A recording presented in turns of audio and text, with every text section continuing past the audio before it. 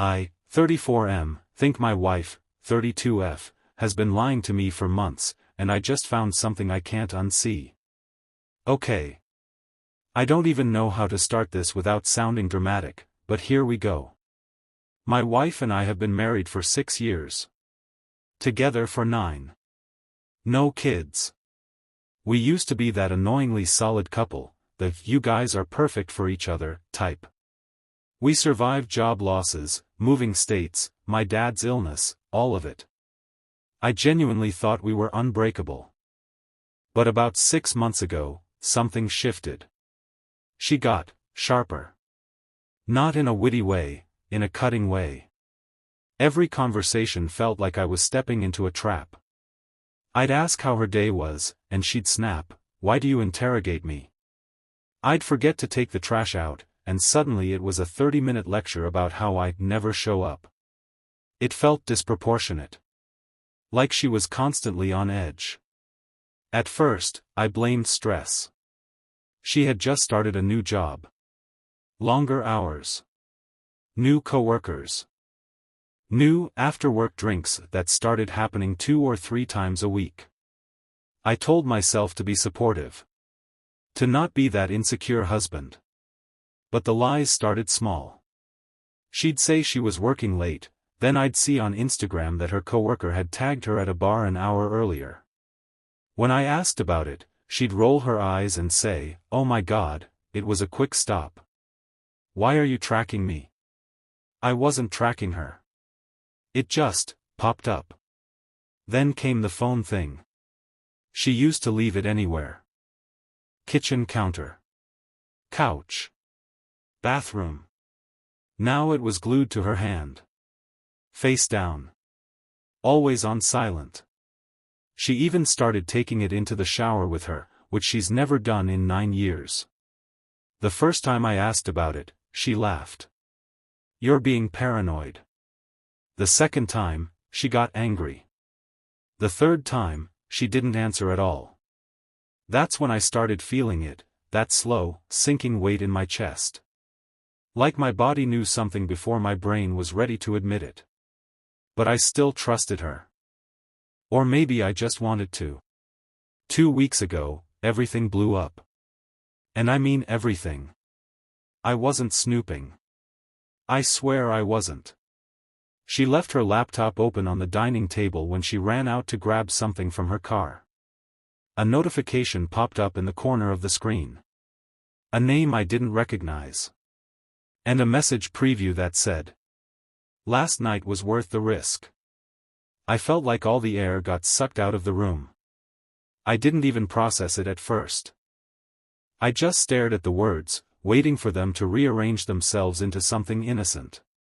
A joke. A misunderstanding. Literally anything else. But they didn't. And then another message came in. "Miss you already." She walked back inside while I was still standing there, frozen, staring at her screen like an idiot. She saw my face before she saw the laptop. And the look she gave me? It wasn't guilt. It was panic. And that's when I knew this wasn't going to be a simple conversation. She didn't even ask what I saw. That's what gets me. She walked in, saw me standing there, saw the laptop open, and her first words weren't, "What's wrong?" They were, "Why are you touching my stuff?" Not what happened. Not is everything okay. Just immediate defense. I stepped aside so she could see the screen. The messages were still there. That stupid little notification bubble sitting in the corner like a bomb that had already gone off. Her face changed in about 3 seconds. First, shock. Then, calculation. Then, anger. "It's not what you think," she said instantly. Too fast. Like she'd rehearsed it. I asked the obvious question, "Then what is it?" She snapped the laptop shut. "I can't believe you're going through my messages." That's when my brain started doing that thing where it splits in half. One side of me wanted to scream. The other side wanted to calm her down like I was the one who'd done something wrong. I wasn't going through anything, I said. It popped up. She scoffed. Convenient. I felt this weird, cold calm settle over me. Who is he? Silence. She crossed her arms. A coworker. What risk? She rolled her eyes. Actually rolled them. You're being dramatic. We were talking about a project. There's office politics. It's complicated. Last night was worth the risk? I repeated. She hesitated. That half-second pause told me more than anything else. Then she doubled down. It was about staying late to finish something. I told you we had deadlines. Except she hadn't stayed late that night. She told me she was at her friend Lauren's place. I remember because I ordered takeout and ate alone on the couch while texting her, "Hope you're having fun." I said that. She blinked. And then, like she was flipping through a mental filing cabinet, she said, "Oh right. That was the night we stopped for drinks after." Stopped for drinks. Until 1:30 a.m. I asked to see the full conversation. She refused. Flat out. No. I'm not rewarding this behavior. That sentence. Like I was a child throwing a tantrum. Like I wasn't her husband of 6 years asking why another man was texting her about last night. I could feel my heartbeat in my ears. My hands were shaking, but I kept my voice level. If it's innocent, show me. She grabbed the laptop and held it against her chest. I don't owe you that. And that's when something cracked inside me. Because innocent people don't project messages like state secrets. And guilty people don't panic that fast. The worst part? Even standing there with the evidence practically screaming at me, some stupid part of me still wanted to believe her. But deep down, I already knew this was bigger than one message. And if I was being honest with myself, it explained the last 6 months a little too well. That night was chaos. She stormed upstairs with the laptop like I just tried to steal classified government files. I stood there in the kitchen, staring at the blank wall where the screen had been, trying to process what the hell had just happened. I followed her up after a minute because silence felt worse. She was in the bedroom, typing furiously. Phone in one hand, laptop in the other. The second she noticed me in the doorway, she minimized whatever she was doing. That tiny motion? That was louder than anything she could have said. Who is he? I asked again. She didn't look at me. I told you. Coworker. Name. Pause. Jason. I don't know why, but hearing his actual name made it real. It wasn't just some guy. It was Jason. A person. A threat. What risk was worth it? I asked. She slammed the laptop shut again. I'm not doing this. You already are. That's when she flipped it on me. You've been distant for months, she shot back. You're always tired. You don't plan anything anymore. You don't see me. It hit me like whiplash. Suddenly I was the defendant. I tried to keep up. So that justifies. I didn't say that, she snapped. You're twisting this. Twisting what? The message? The part where another man said he missed her? She started pacing. I'd never seen her like that, jittery, restless. Not sad. Not ashamed. Just irritated that she'd been caught. I'm allowed to have friends, she said. I don't text my friends about last night being worth the risk. She froze for half a second. And then came the first crack in her story. It just happened. The room went quiet. What just happened? She covered her face with her hands and exhaled sharply. We had drinks. Things got out of hand. It was a mistake. A mistake. Like she'd tripped over a rug and landed on him. My stomach dropped. It felt physical, like something inside me actually fell. When? I asked. She hesitated. 2 weeks ago. That was the night she told me Lauren's dog was sick and she was staying over to help. I remember that night vividly because I'd sent her a sweet text before bed, proud of you for being such a good friend. I felt stupid. Embarrassed. Humiliated. Was it just once? I asked. She didn't answer right away. That silence was worse than any confession. Then she said, yes. But she wouldn't look at me. And I realized something terrifying in that moment. I had no idea when she was telling the truth anymore. Every memory from the last 6 months started replaying in my head: late nights, sudden gym obsession, new lingerie she claimed was just on sale, the way she'd flinch when I touched her sometimes. Had it been going on longer? Was I the only one who didn't know? And here's the part one hate admitting. Even after she said she slept with him, I still asked, do you love him? Because somehow that felt like it would hurt more than the sex. When I asked if she loved him, she actually laughed. Not a big laugh. Not hysterical. Just this short, sharp exhale through her nose like I'd said something naive. Don't be ridiculous, she said. That hurt more than if she'd screamed at me. Then what is it? I pushed. She ran her hands through her hair and sat on the edge of the bed. For a second, she looked tired. Not guilty, just exhausted that she had to deal with this. It was attention, she said. It felt good. He listens. He flirts. It's not that deep. He listens. That sentence echoed in my head. I listen, I said quietly. She didn't respond. Instead she pivoted again. You've been checked out for months, she said. You come home, you're on your phone, you're tired, you barely touch me. I felt like I was drowning in a conversation I didn't recognize. Yes, I'd been stressed. Work's been brutal. My dad's medical bills. Trying to keep everything together. But I never stopped loving her. I didn't cheat, I said. She rolled her eyes again. I said it was a mistake. How many times?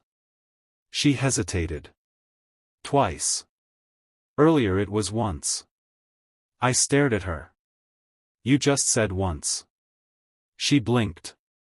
I meant, physically once. The other time was just, we almost did. Almost did. So twice, I said flatly. She stood up suddenly.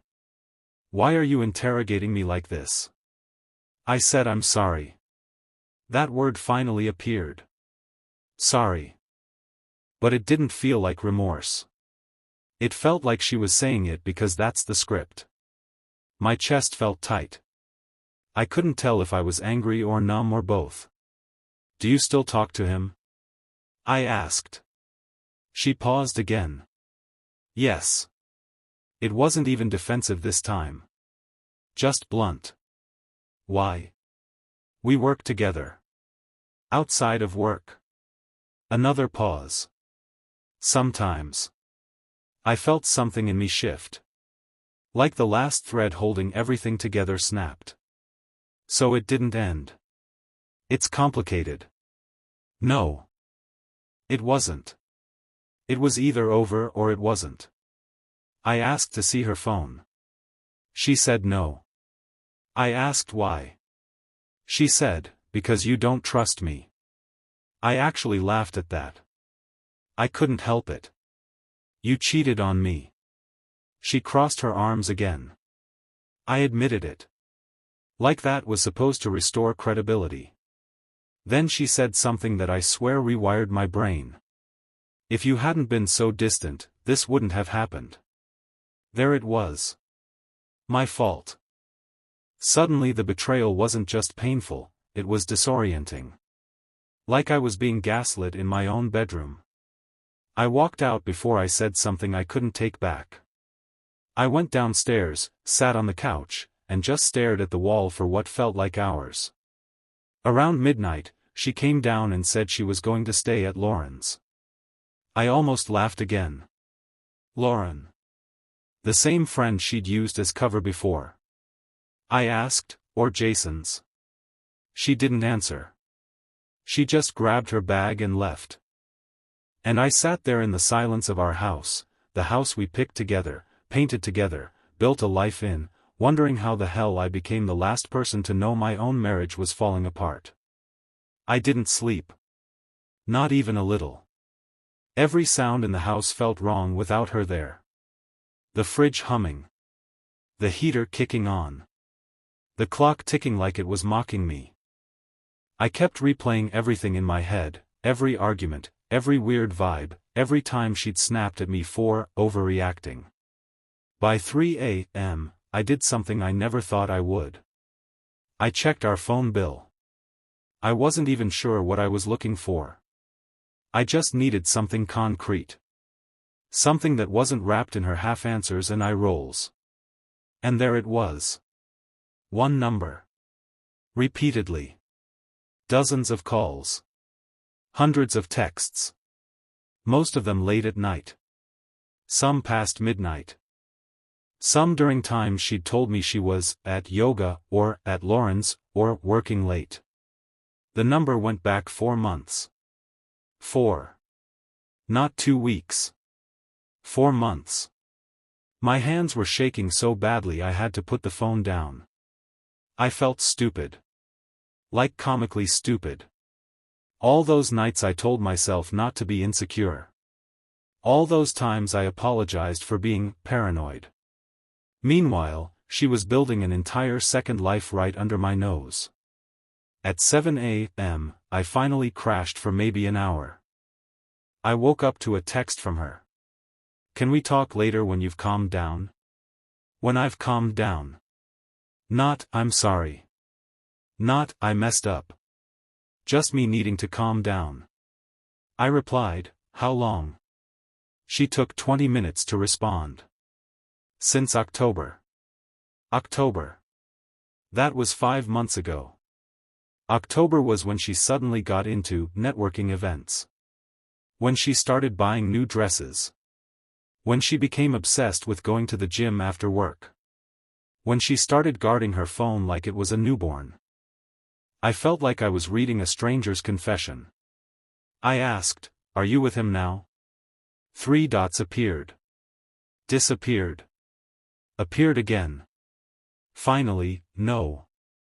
I didn't believe her. Because here's the thing I've learned in the last 12 hours.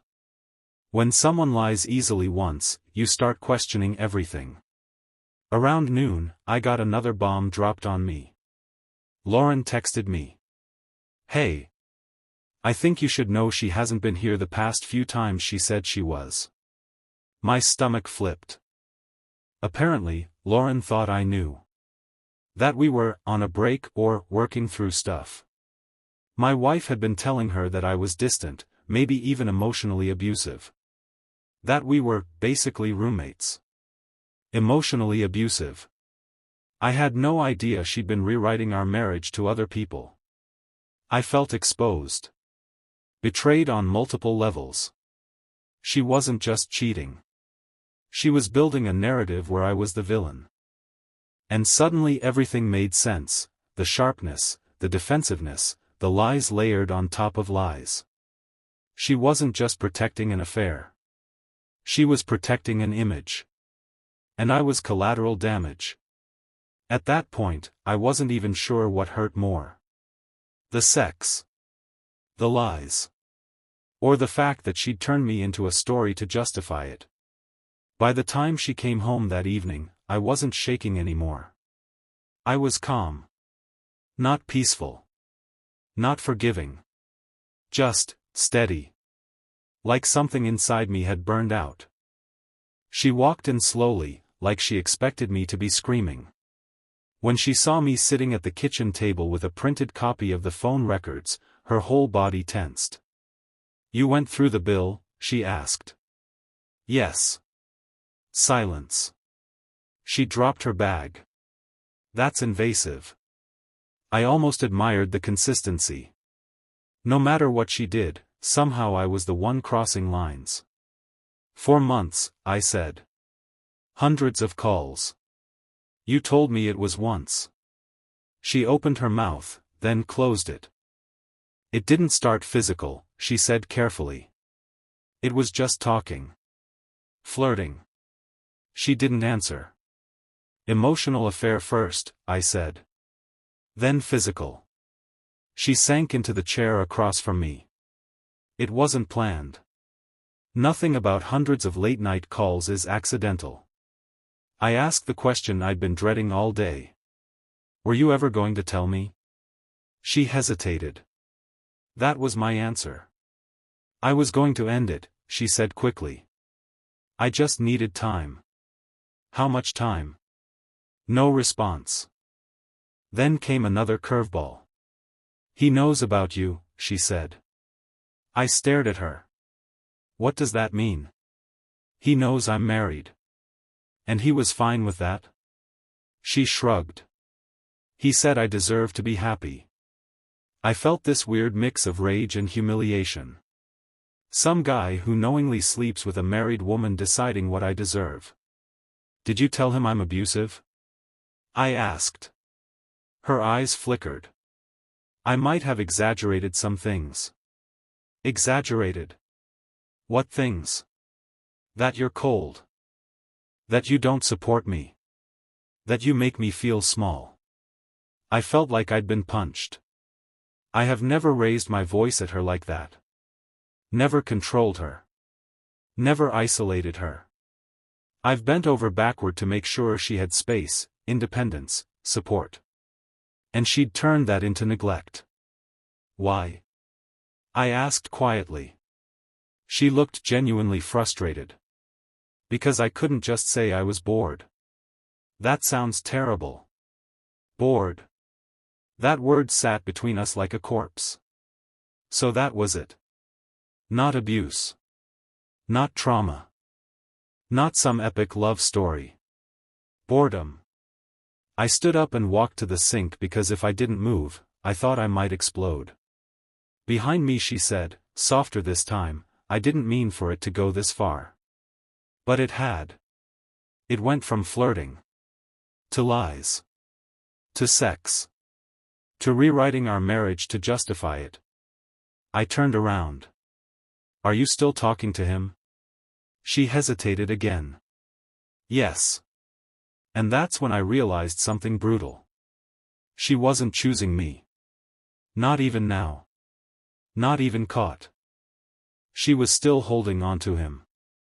And I finally understood that this wasn't just about a mistake. It was about her not wanting to let go of the alternative. Something shifted in me after she admitted she was still talking to him. Up until that moment, some part of me thought this was salvageable. That if she broke down crying, blocked him, begged, something, anything, I could anchor to that. But she didn't. She just sat there. Defensive. Annoyed. Like this was an inconvenient mess instead of the implosion of our marriage. Call him, I said. Her head snapped up. What? Call him. Right now. Put it on speaker. Tell him it's over. She stared at me like I'd asked her to jump off the roof. That's insane. No, I said calmly. What's insane is 5 months of lying. She stood up so fast her chair scraped against the tile. You don't get to control me. Control. That word again. I'm asking you to choose, I said. Me. Or him. Silence. The longest silence of my life. She didn't reach for her phone. She didn't say, of course you. She just stood there. And in that stillness, I felt the answer land in my chest like a brick. You're hesitating, I said. This is a lot, she snapped. You're forcing a decision. Yes. Life isn't black and white. It kind of is when you're married. Have you told him you love him? I asked. Her jaw tightened. That's not fair. That wasn't a no. I felt the room tilt for a second. I had to grab the counter to steady myself. Have you? I repeated. A whisper, yes. It was like hearing a door slam somewhere deep inside me. Not because it meant she loved him. Maybe she didn't. Maybe it was infatuation. Maybe it was fantasy. But she gave someone else words that used to belong to us. I laughed, not because it was funny, but because I genuinely didn't know what else to do. You said it wasn't that deep.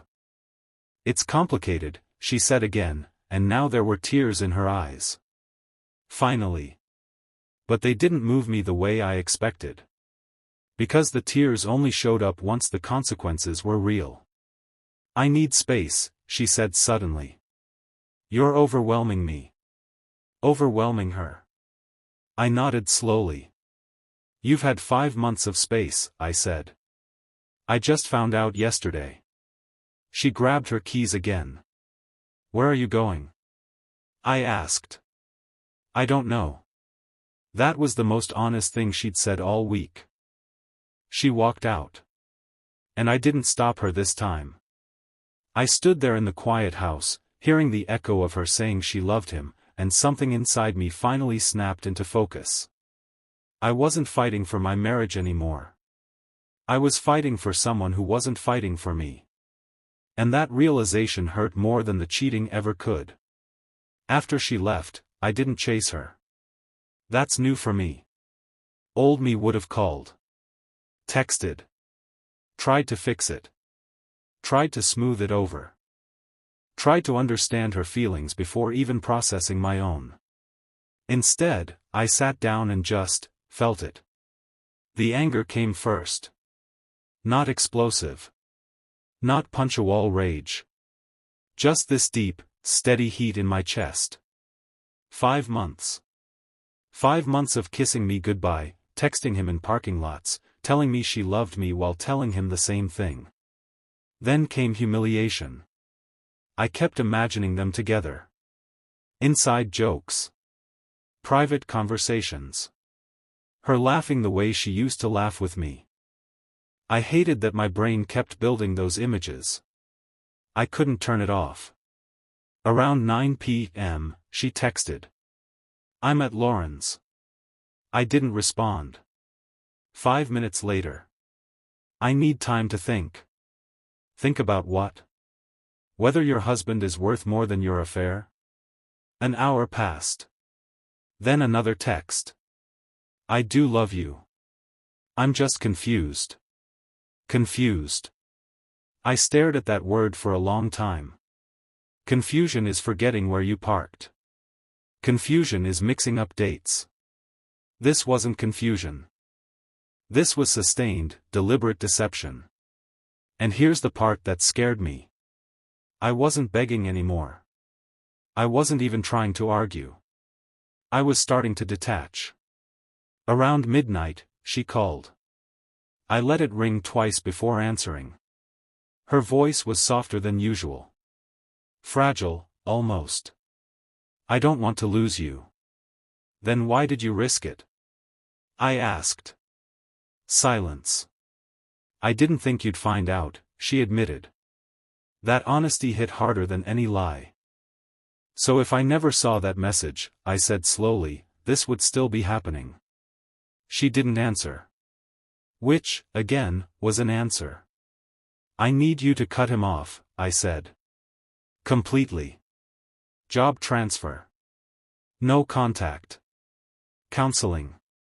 Full transparency. Or I'm done. There it was.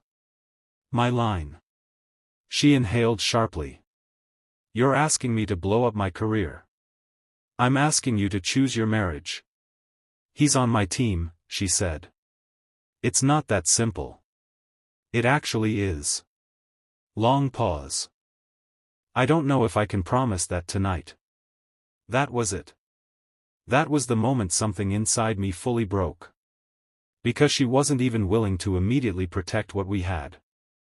I think you already made your choice, I said quietly. Her breathing changed on the other end. Don't do this. I'm not doing anything, I replied. You did. We hung up without saying, I love you. First time in 9 years. I slept in the guest room, even though she wasn't home. And lying there in the dark, I realized something brutal. The worst part isn't that she cheated. It's that when faced with losing me, she still hesitates. And I'm starting to understand that you can't compete with someone who's willing to gamble you. The next morning felt surreal. Like the world should have paused out of respect for the fact that my marriage was actively collapsing, but instead, the sun came up, my phone buzzed with work emails, and the neighbor mowed his lawn like it was any other Tuesday. She came home around 10 a.m. No overnight bag this time. Just her purse. Her face looked tired, but not wrecked. Not like someone who'd spent the night realizing she might lose her husband. She walked in slowly. Can we talk? I nodded. We sat across from each other at the kitchen table again. Same spot as yesterday. It felt like some twisted courtroom. I didn't sleep, she said. Neither did I. She took a breath. I don't want a divorce. There it was. The first time she'd said the word. Then what do you want? I asked. I want us, she said quickly. I want to fix this. That should have made me feel relief. It didn't. Have you ended it? I asked. She hesitated. I told him I needed space. Space. Not, it's over. Not, don't contact me again. Space. So no, I said. It's not that simple, she replied, and I felt my jaw tighten. Every time she says that, what she means is, I don't want to give something up. I leaned back in my chair. Did you sleep with him more than twice? Her eyes flickered. Yes. The air felt heavy. How many times? I don't know. A few. A few. That could mean 3. That could mean 15.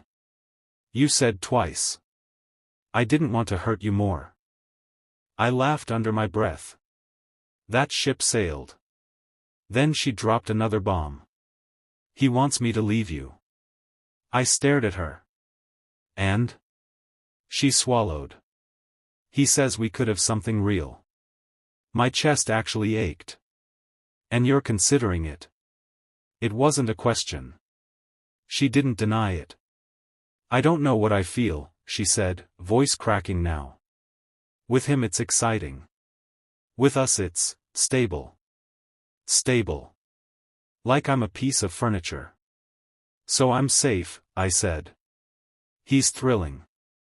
That's not fair. But accurate. She started crying then. Real tears this time. Shoulders shaking. I never meant to fall for him. That word again. Fall. Like gravity did this. Like she had no agency. I looked at her, really looked at her, and I saw someone I didn't recognize. Not the woman I married. Not the person who used to hold my hand in the grocery store and squeeze it randomly just because. This version was conflicted. Defensive. Half in, half out. And I realized something terrifying. I'm not competing with a mistake. I'm competing with a fantasy she's emotionally invested in. And fantasies don't play fair. After she admitted he wanted her to leave me, something in me went very, very quiet. Not rage. Not heartbreak. Just clarity. Do you want to leave? I asked. She stared at the table. I don't know. That answer used to terrify me. Now it just exhausted me. I can't be your backup plan, I said. My voice was steady, but inside I felt like glass. I'm not going to sit here while you decide which life feels more exciting. She looked up quickly. You're twisting it. No, I said. You're comparing. She didn't deny it. That was the theme of the week. She rarely flat out denied anything anymore. Just softened it. Reframed it. Delayed it. I'm confused, she repeated. You're not confused, I said quietly. You're greedy. That landed. She flinched. You want the stability of me and the thrill of him. You want to keep both options alive while you figure out which one feels better. Her face hardened. That's cruel. What's cruel, I replied, is telling two men you love them at the same time. Silence. Then she did something I didn't expect. She said, if you'd fought for me more, maybe I wouldn't have needed that attention. There it was again. My fault. I felt the anger come back, sharp and hot. I was here, I said. Every day. Paying bills. Planning trips. Asking about your job. Trying to build a future. You stopped trying romantically, she shot back. You got comfortable. We've been married 6 years. Yes, it wasn't fireworks every day. It was grocery lists and laundry and shared calendars. That's marriage. You cheated because real life isn't a constant dopamine hit, I said. She stood up. You're minimizing my feelings. And you're rewriting history. Her eyes were red, but there was steel in them now. I deserve passion, she said. And I deserved honesty. That hung in the air between us. Then she said something that knocked the wind out of me. I don't know if I'm in love with you anymore. I'd prepared myself for a lot of things. Not that. It felt like someone reached inside my chest and twisted. How long have you felt that way? I asked. I don't know, she whispered. It's been fading. Fading. While I was still fully there. I nodded slowly.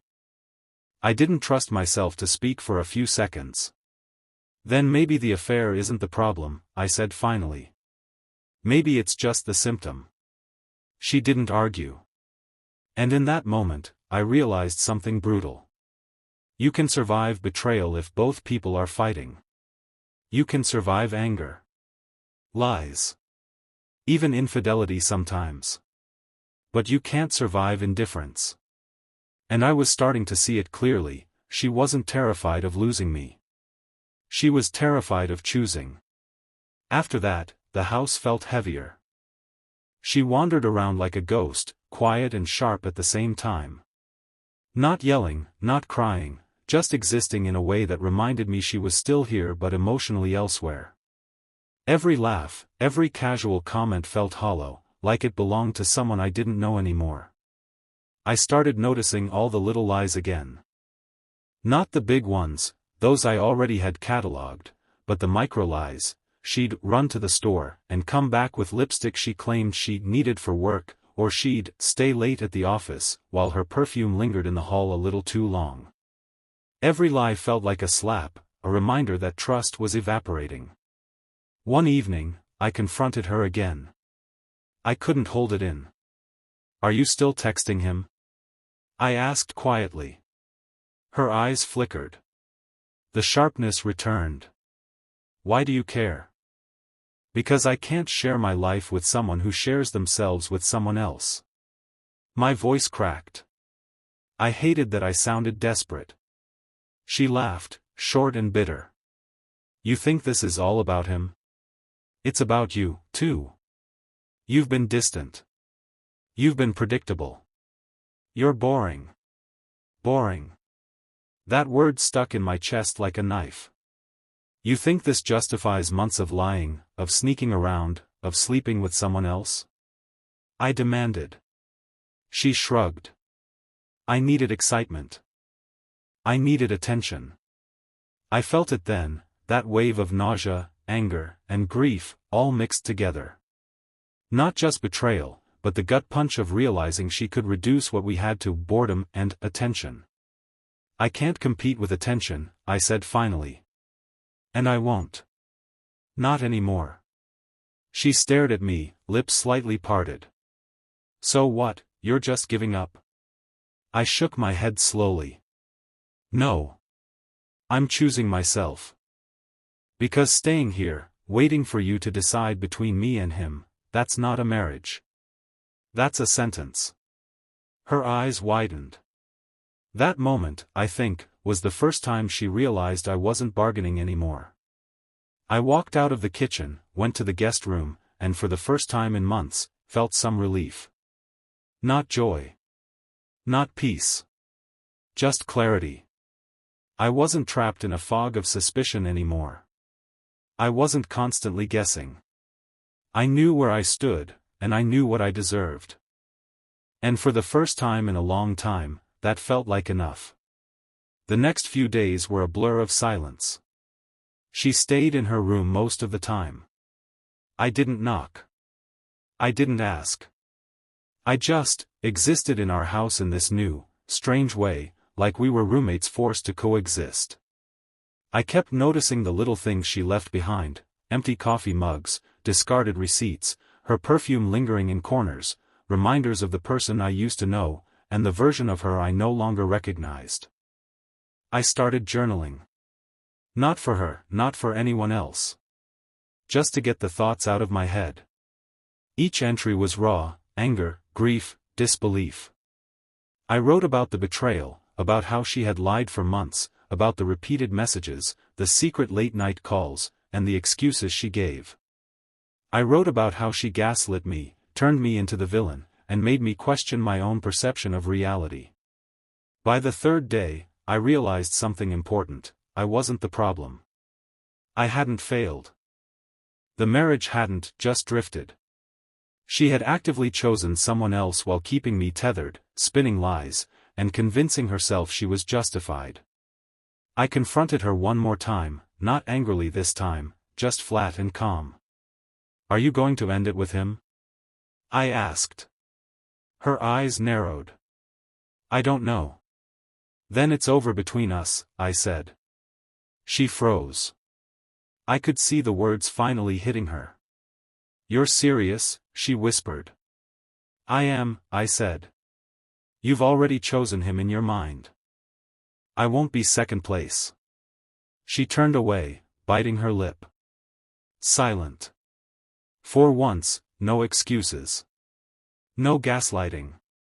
Just the weight of reality settling in. I packed my things into the car that afternoon, my laptop, my books, my clothes. Nothing extravagant, nothing petty. Just the essentials. I wasn't running. I wasn't punishing her. I was leaving the chaos behind. When I walked out the door, I didn't look back. For the first time in months, I could breathe. I didn't know what the future held, but I knew one thing: I wasn't staying in a marriage built on lies and divided loyalties. And that alone felt like a victory. The first few weeks after moving out were a roller coaster I didn't expect. I felt relief, yes, like a heavy weight had been lifted, but also this deep, hollow ache. It's weird how betrayal doesn't just hurt in the moment, it lingers, quietly, in the edges of your day. I'd wake up, and for a split second, I'd forget, then remember everything: the messages, the lies, the way she said she loved him while still living with me. I stopped checking my phone constantly. I stopped replaying every conversation in my head. Slowly, I started reclaiming my life. I cooked more. Went running. Caught up with friends I'd neglected because, well, life had been stable at home. I even started seeing a therapist, something I'd resisted before, because I didn't think I needed it. The anger came in waves. Some days, I wanted to scream at her. Some days, I just wanted to curl up and cry for hours. But slowly, something else started creeping in: clarity. The clarity that I didn't cause her cheating. That I wasn't responsible for her choices. That sometimes people make selfish, destructive decisions, and the only thing you can control is how you respond. And then, one night, I laughed at something genuinely funny on a show. I realized I hadn't laughed in weeks without a shadow of what she'd done creeping in. That night, I slept more than I had in months. And that's when I knew, I was beginning to heal. I still miss her sometimes. Not the version I knew, that's gone, but the idea of her, the life we thought we were building. And that's okay.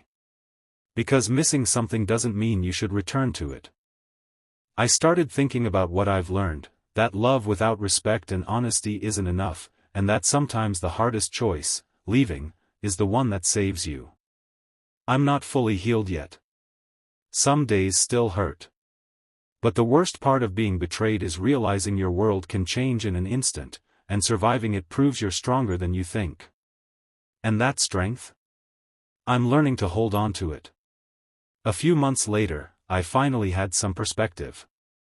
She tried reaching out a couple of times. Simple texts, "Can we talk?" or "I want to explain." At first, I was tempted, that old part of me, the part that loved her and wanted closure, wanted to pick up the phone. But I didn't. I realized I didn't need her explanations to validate my feelings. The truth had already shown itself, loud and clear, and nothing she said now could undo it. I started dating casually, but more importantly, I focused on myself.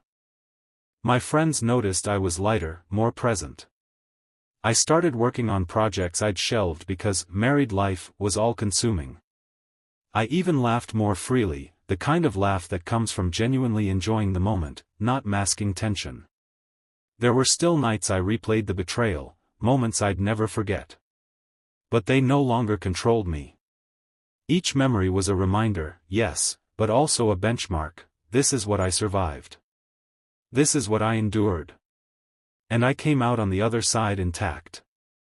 The thing about being betrayed by someone you trust is that it changes your lens. I'm more cautious now, yes. But I'm also more self-aware. I know my boundaries. I know my worth. And I know that love without honesty is not love, it's just a temporary illusion. I've realized that some people are willing to gamble with hearts, even yours, and the only thing you can control is whether you stay on that roulette wheel. I chose to step off. It hurt. It still stings sometimes. But it was the choice that saved me. I'm not perfect. I don't have it all figured out. But I've reclaimed my life, and that feels like something worth holding on to. I've learned something vital. Betrayal is brutal, but surviving it can make you unbreakable. And maybe, that's the hardest lesson, and the most freeing one. Looking back, I've learned a lot, painfully, brutally, but honestly. 1. Trust your instincts. The first time I felt that sinking feeling, I dismissed it. Big mistake. Sometimes your gut knows before your brain is ready to see the truth. 2. Don't gaslight yourself. She tried to make me feel paranoid, like I was the problem. But the problem wasn't me, it was the lies, the deception, the choices she made. Never let someone make you doubt your reality. 3. Actions matter more than words. Saying, "I'm sorry," or "I love you," means nothing if it's not backed by commitment and honesty. She could say anything, but her actions already told the story. 4. You can't compete with a fantasy. I realized that trying to be everything for someone who's chasing something else, thrill, excitement, attention, is a losing battle. You can't fight for someone who doesn't want to fight for you. 5. Your self-worth is not negotiable. Leaving wasn't easy. It hurt like hell. But staying would have cost me my dignity and my sanity. So, for anyone out there reading this who's going through something similar, trust yourself, don't settle for half-truths, and know that ending a relationship that no longer serves you doesn't make you weak, it makes you brave. I'll always carry the scars of betrayal, but I also carry the strength it gave me. And right now, that feels like enough. Because surviving someone else's lies doesn't just hurt. It teaches you who you are, and sometimes, that's the greatest lesson of all.